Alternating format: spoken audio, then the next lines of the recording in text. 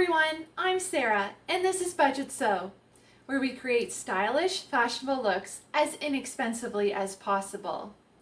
Today is December 11th and the 11th day of Vlogmas.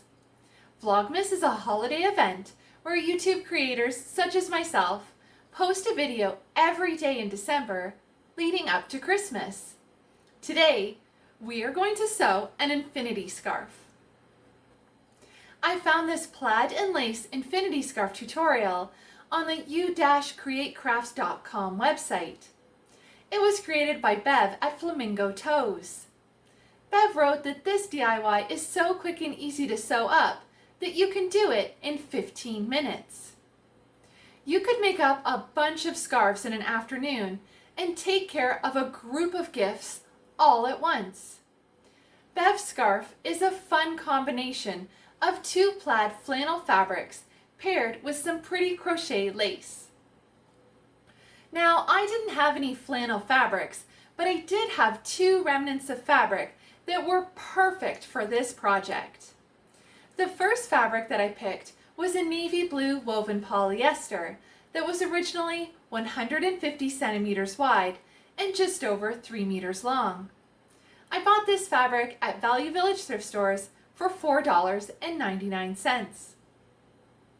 Simplicity 4183 appeared in my Fabricland Online fabric haul video. The link to that video is right here at the top of the screen. I thought that I had used up all this fabric and didn't have a single remnant left, but it just reappeared in my fabric trunk. What a surprise it was to discover more fabric. When I sewed the crafting jacket, I thought that I didn't have enough fabric left for a belt, so I had to piece together a belt with the 10 scraps of fabric that I had left over from grading down the jacket to a smaller size.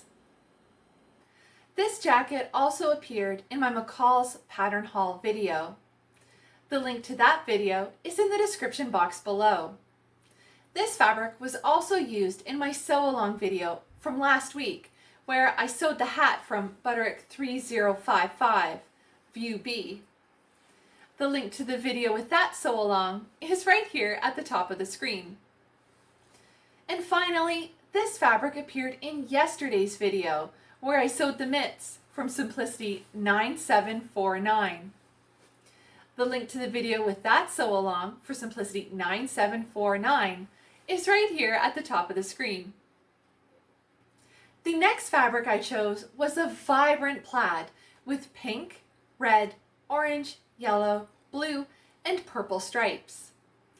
I bought this fabric at Value Village thrift stores for $7.99 for the piece. It's a beautiful woven polyester. The link to the video where I purchased this fabric is right here at the top of the screen. When I bought this fabric, it was approximately 60 inches wide, but less than 2 yards long. The tag on the fabric indicated that it was 6 feet long, but there was a big piece cut out of the middle of the fabric, so this was definitely a remnant. Normally, I wouldn't pay that much for a remnant, but I did get 20% off my purchase because I donated a couple bags of clothing. I used this fabric to convert a sleeveless summer dress into a fall dress by lengthening the skirt and adding sleeves. The link to the video with that DIY is right here at the top of the screen.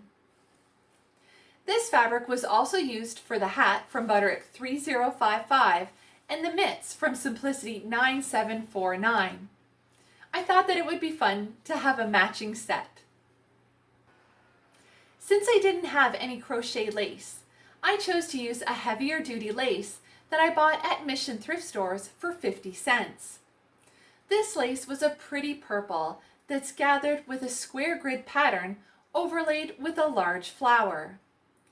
This purple lace looked fantastic with the solid navy blue and the bold plaid fabrics. My first step was to cut one piece of fabric 18 inches by 42 inches or 46 by 107 centimeters. My plaid fabric wasn't long enough, so I pieced it together. When I think I don't have enough fabric for a project, I always try piecing it together. I've discovered that no one can see the joining seam of the fabric. It's not noticeable. I could have made this fabric the smaller piece of the scarf, but I really liked the vibrant colors and wanted to make the best use of this fabric that I could. I used my chalk to make small marks on my cutting line along one of the thinner black lines of the plaid. I just followed that same black line to cut rather than chalk the whole line. I had to pattern match the plaid fabric to keep the joining invisible.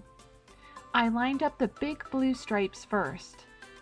Not only did I have to line up the vertical lines, but also the horizontal ones so that it looked like one piece of fabric. This was a bit tough, but so worth it. I was able to squeeze the 18 by 42 inch piece I needed for this infinity scarf. I pinned the two pieces together and marked the sewing line with my tailor's chalk. Then I cut out a rectangle of navy blue fabric measuring 18 by 30 inches or 46 by 76 centimeters. I used my 36-inch cutting ruler with handle and my tailor's chalk to mark my cutting lines. Brad's father gave this cutting ruler to him, and I borrow it all the time. I find it very handy because of its long length, handle for easy lifting, and square edge. I had enough of the navy blue fabric for an 18 by 30 inch piece, so I didn't have to piece anything together. I also used this fabric for my crown and queen's corky pillows in my living room. I'll post the links to those two videos in the description box below. Then I sewed the two plaid pieces together so I had a continuous rectangle of fabric. I used red thread to join the plaid because it was the best match. I had to make sure that the fabric didn't shift and throw off my pattern matching. I wanted the seam to be as invisible as possible, so I was very careful matching and sewing these pieces. I stitched along the thin black line of the plaid to ensure that the pattern matched vertically and horizontally. Then I pinned the navy blue fabric to the plaid fabric along one of the short edges. Do not pin both ends, only pin one. I made this mistake by pinning and sewing both ends and then had to unpick my work. Then I trimmed the plaid fabric with my scissors so that it was square. The instructions said I need crochet lace, but I didn't have any. Instead, I chose this purple lace that looked fantastic with the plaid and navy blue fabric. The only problem was that it was gathered. So I took my seam ripper and removed the band and stitching that gathered the lace.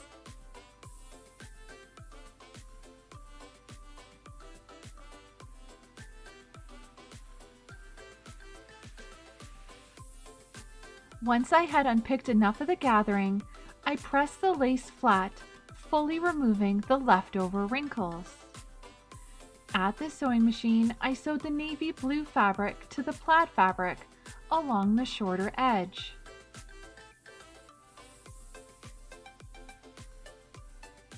Remember to sew only one of the shorter edges.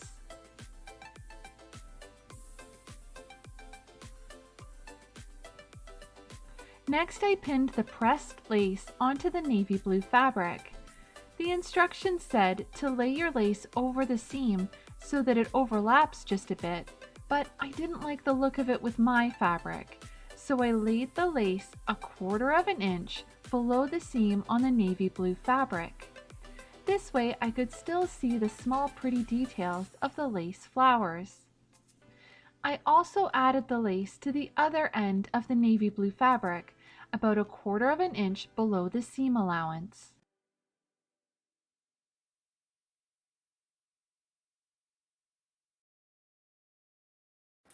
Before I continue with the DIY, Please like and share this video with your friends and family.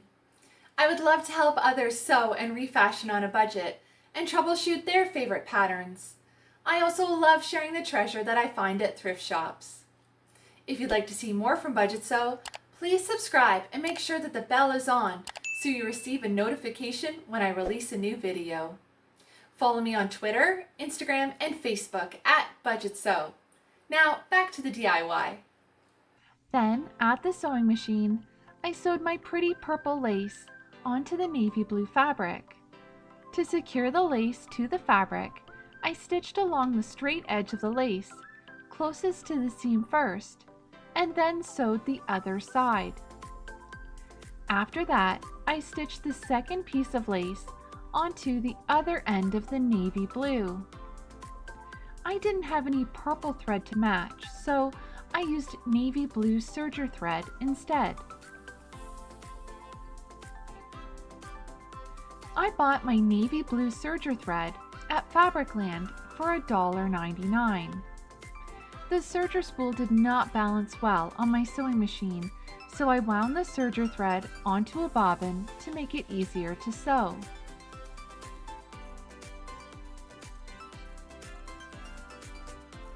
Then I folded the scarf along the long edge, right sides together, matching the ends, seams, lace, and the pattern of the plaid. I started at the seam joining the plaid to the navy, and then pinned the navy side first. I had to use my seam ripper to finish unpicking the end of the scarf that was sewn incorrectly so that I could pin the scarf together along the long edge first.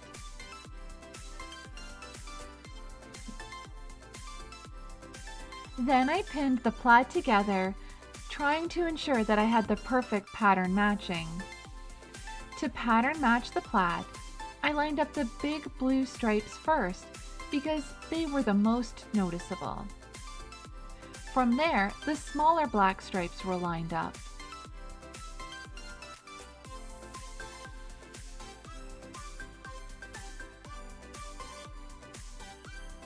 I'm really pleased to have made so many things with this plaid fabric. I refashioned a dress, made a hat, a pair of mittens, and a scarf, all with that $7.99 piece of fabric. Every scrap counts.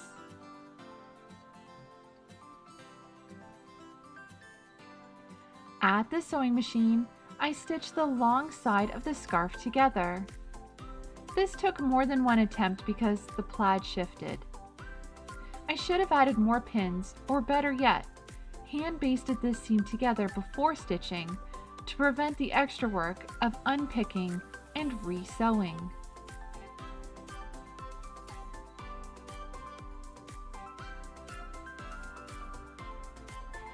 I used a Schmetz universal needle size 75 or 11 to sew this scarf.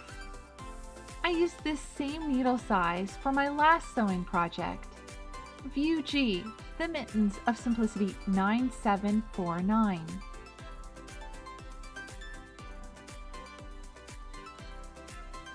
My next step was to pin the short ends of the scarf together with the right sides facing. I pinned as far as I could, keeping in mind that the sewing machine foot and needle still needed to fit in to stitch this seam. It created a tube of a scarf.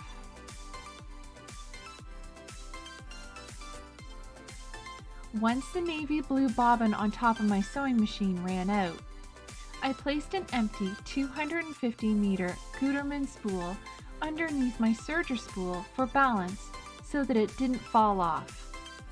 This did the trick.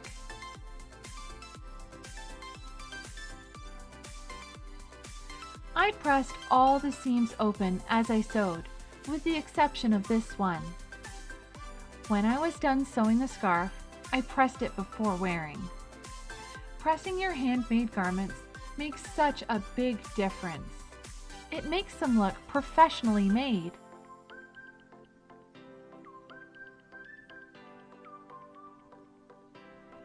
Back at the sewing machine, I sewed the seam as far as I could go. I made sure not to accidentally catch any of the other fabric as I stitched. I did not want to have to unpick anything else.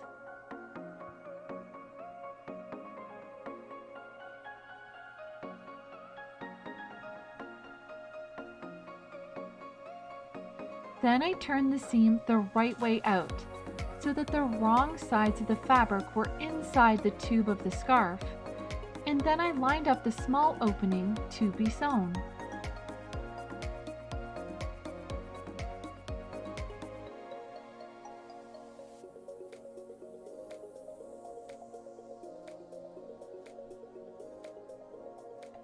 I used navy blue thread to hand stitch the opening closed.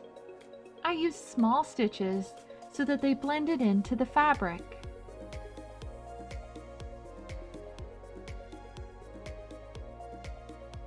Here is the finished infinity scarf.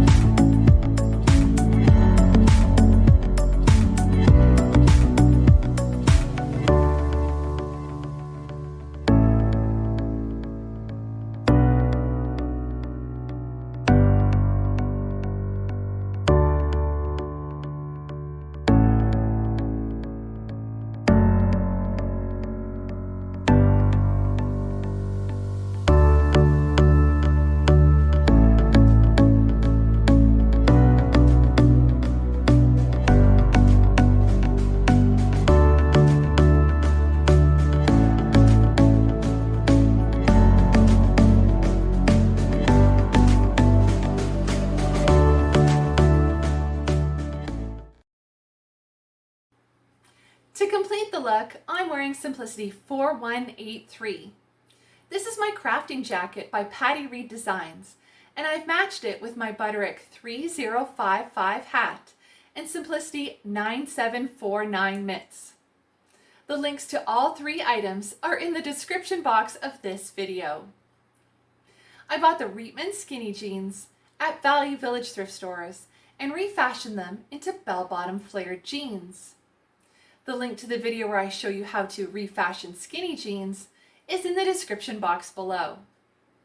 The shoes are Comfort Plus by Predictions that I bought at Value Village thrift stores, and the earrings were in a Ziploc bag full of jewelry that I bought for $5 at a church Christmas bazaar. I hope you enjoyed sewing an infinity scarf with me. Please like and share this video with your friends and family. I love sharing my new, vintage, and out-of-print sewing patterns and my tips, tricks, quick fixes, and even my mistakes when sewing along with you. I also love sharing my wonderful fabric finds that I thrifted from charity shops, as well as brand new fabric online and in-store. If you'd like to see more from Budgetsew, please subscribe and press the bell so you receive a notification when I release a new video. If you'd like to stay up to date with Budgetsew, follow me on Twitter, Instagram, and Facebook at Budgetsew. Thanks for watching. See you next time.